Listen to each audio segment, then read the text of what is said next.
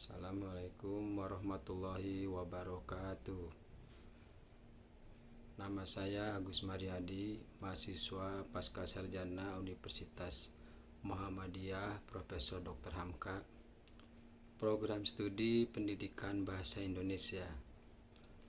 Sebelum itu, saya akan menjelaskan semiotika sosial dalam mengevaluasi teknologi pembelajaran, yaitu pembelajaran online di kelas 5 SD.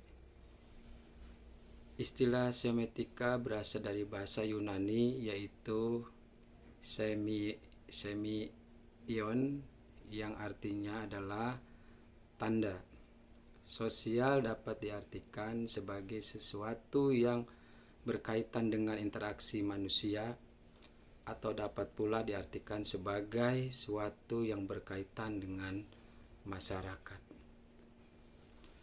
Semiotika sosial adalah salah satu disiplin ilmu yang biasanya dikaitkan dengan usaha untuk memahami tanda-tanda yang ada pada masyarakat tertentu.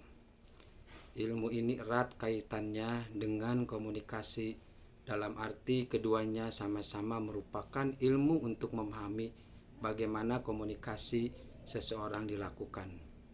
Hanya saja semiotika sosial menjadikan hal-hal yang bersifat sosial seperti peristiwa dan lain sebagainya.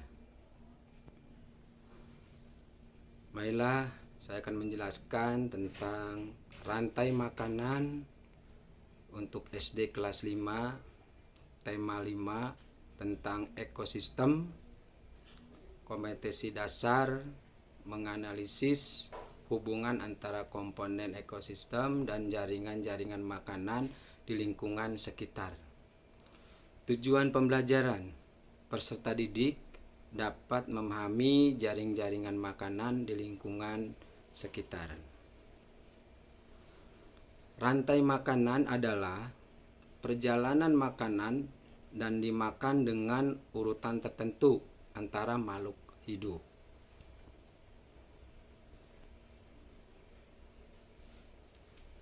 Unsur yang terdapat dalam rantai makanan adalah konsumen 1, konsumen 2, pengurai, dan produsen. Marilah nanti saya akan jelaskan tentang unsur-unsur yang terdapat dalam rantai makanan.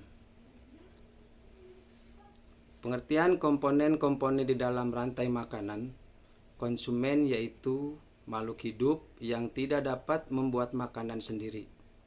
Konsumen tergantung pada makhluk hidup lain, contohnya manusia dan hewan.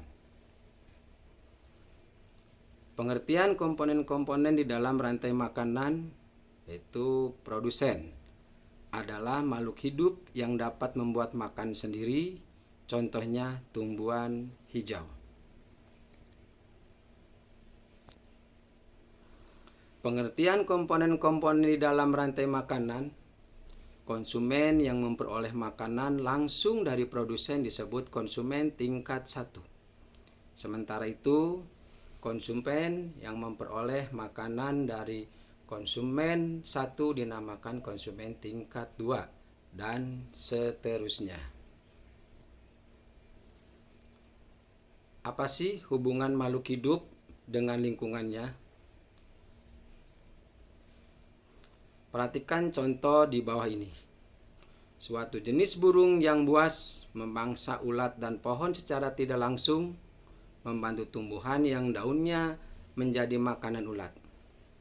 Apabila burung pemangsa jumlahnya berkurang, maka jumlah ulat semakin banyak dan semakin tumbuh yang menjadi makanan ulat menjadi berkurang. Dengan demikian, secara tidak langsung antara burung dengan tumbuhan terdapat bentuk saling ketergantungan.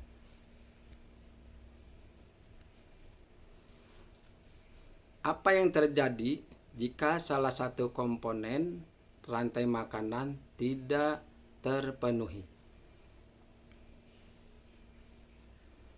Jawaban pertama, Keseimbangan ekosistem dapat terganggu jika komponen-komponen penyusunnya rusak atau bahkan hilang. Jawaban kedua, jadi mari kita jaga lingkungan dan alam kita untuk menghindari ketidakseimbangan ekosistem, dimulai dari hal yang terkecil seperti jangan membuang sampah sembarangan karena itu dapat mencemari lingkungan dan mengganggu kelangsungan hidup suatu ekosistem. Selain itu, kita juga dapat melakukan reboisasi pada hutan gundul, tidak menebang hutan secara liar, tidak melakukan perburuan liar, dan lain sebagainya. Kalian sudah memahami materi yang bisa sampaikan, bukan? Jadi mulai sekarang, mari kita jaga lingkungan kita bersama-sama, oke?